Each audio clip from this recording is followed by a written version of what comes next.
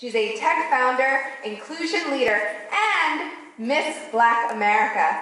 Please welcome Ryann Richardson.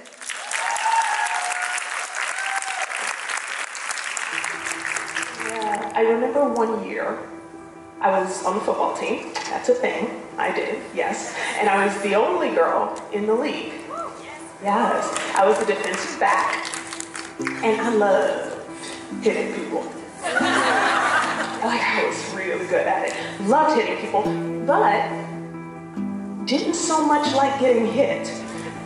Which is okay when you only play defense. Your job is to run after and tackle that guy. He gets hit, you get the glory.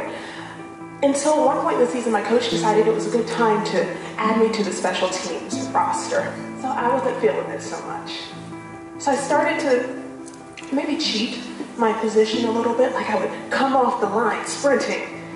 But before the pileup, I kind of slowed down so the play would end before I got there. My dad, being the coach that he was, saw what I was doing. He pulled me to the side after a play and he goes, "You aren't playing all out.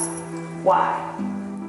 And I confessed to him and I said, "Dad, I think I'm scared of the hit." And my dad looked across the field. He looked at the boy that I had been lined up opposite of. And he said, "Is he bigger than you?" I was like, "No." "Is he stronger than you?" And the competitor in me is like, "Hell no." I was like, "No, probably not." "What about his pads, his helmet? Are they better than yours?" And I said, "No, Dad, they're all the same." "So what are you afraid of?" he asked. And he looked at me and he kind of crouched down. So we were eye level, kind of squatted. He put his hands out like this and touched my shoulder pads and kind of modeled the position I was supposed to be in on the field. And he said, "Your job is to take up that space. And if he doesn't want you there, you better make him move you, but don't just give it to him." And it was really sound football advice. But I didn't realize then just how important what my dad was saying to me would be in my life, and how it would very much result in this full circle moment for me at one of the most important junctures in my life later on. And this is how. When I was 25 years old, I landed the dream job. I had been offered one of those highly sought after but never accessible jobs at one of those big tech startups that everyone wanted a part of. I'm talking the kind of company that's name becomes a verb. That has the good snacks in the snack room. You know what I'm talking about? Like double fisting LaCroix all day. It was the kind of company that gets memorialized, immortalized in the lyrics of rap songs. This was a big deal, and I had made it. Or so I thought. Because it didn't take long for the cracks in the foundation to start to show themselves to me.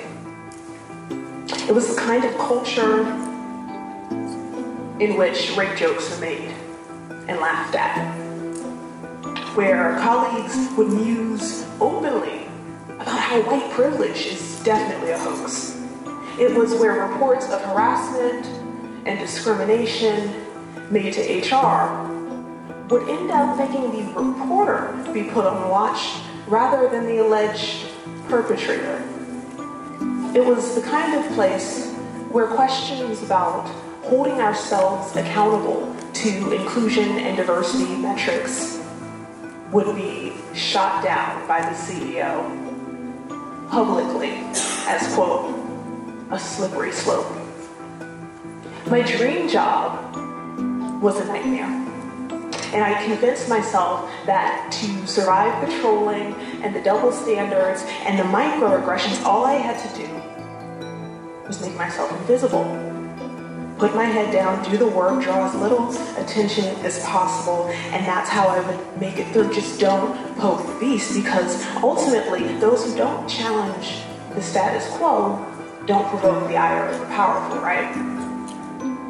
So one night, after a particularly just soul-sucking kind of day at work, I was talking to my dad, and we were chatting on the phone, and I was complaining to him about how much I hated getting up to go to work every day, and how I felt so disempowered. And I said to him, Dad, I really don't want to kick up dust because I already know that I'm not really wanted there. And he said, well, you earned this job. And I said, yeah. He goes, and you're good at your job? I said, hell yeah. And then he said something that was all too familiar. My dad kind of took a deep breath, and he said, well, if they don't want you there, make them have to move you, but don't just give up. And all of a sudden, it all became so clear. It all made so much sense.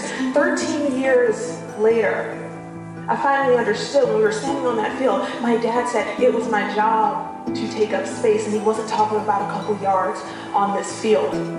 What my dad was sharing with me was that it was my job to take up space in any of these environments where I know I deserve to be there, regardless of what someone who's not more talented than me, not more intelligent than me, not more prepared than me, felt or wanted or thought. So for me, I now realize that my job is to take up space, and to do that, understanding that it is an act of defiance.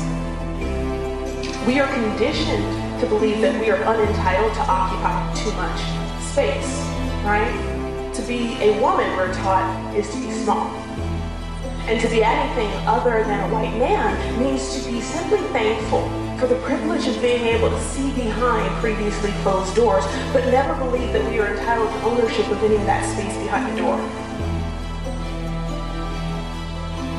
I'm kind of done with that.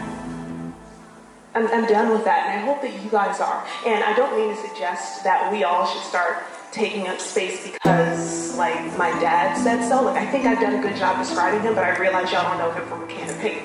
But as I look around this room, I hope we are all reminded that every woman in here stands on the shoulders of another woman who did have the audacity to take up space. To take up space somewhere where she didn't belong. To take up space somewhere where she wasn't welcome. Where she wasn't culture fit. I'm talking about the women who said, if you don't want me here, you're going to have to use all your might to move me, because I sure as hell won't be giving you a single solitary inch of this space that I deserve to occupy. These are women who sat at the front of the bus instead of the back of it because they knew it was right. Women who walked through angry mobs to pick up space in a classroom that they would integrate because they knew they deserved that education. Women who took up space picketing outside of 1600 Pennsylvania Avenue or sitting in DC jail because they knew that women deserved the right to vote. We owe those women